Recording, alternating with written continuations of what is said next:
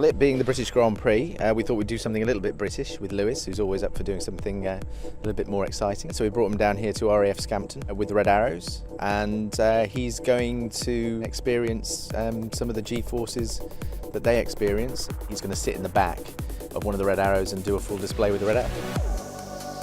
This is something I've wanted to do for a long, long time, and I think I was invited to do it a few years ago, but around the Grand Prix, close to the Grand Prix or the Grand Prix weekend.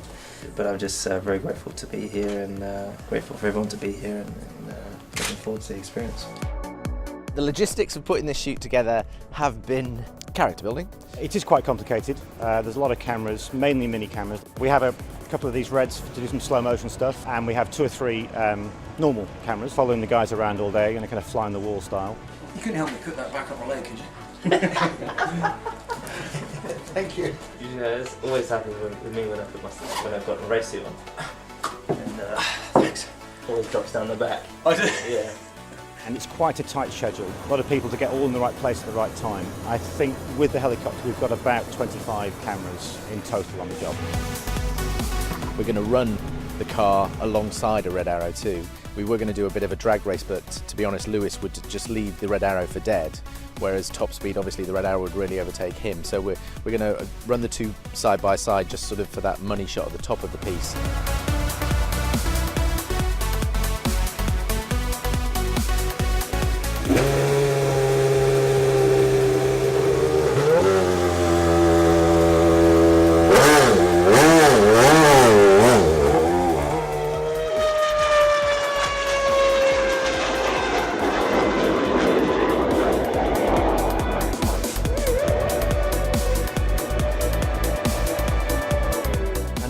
I have been up in a jet before, but it was like more than a decade ago, and I'm not as fit as I used to be.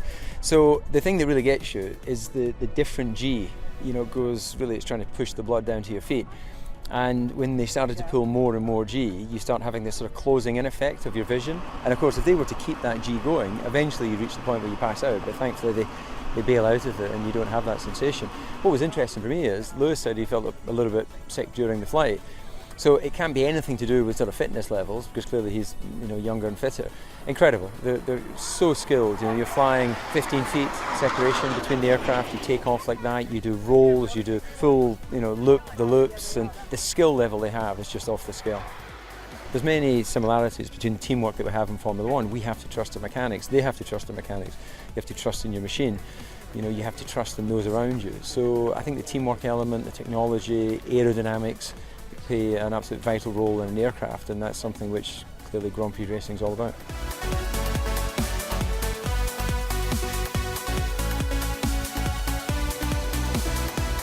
Sometimes you get some guys who are pretty nervous flying with us, and Lewis was all over it. It's almost as if he's done it before. We came in for the arrival bend over here at RAF Scampton with the blue smoke on, changing to white pretty quickly. As we came around the corner here, I did a quick rollback, which is a very sharp aileron roll back into formation. Gave Lewis a quick heads up that it was coming, but he whooped with joy as we rolled it upside down over the formation.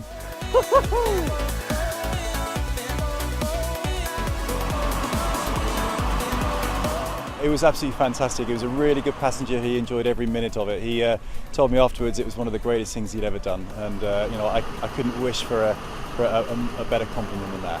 I think there were 1 or 2 giggles during some of the aerobatics that we were doing, but no, he was really, really calm, collected, an absolute professional throughout, and just really enjoyed the experience. It was an honour to fly him.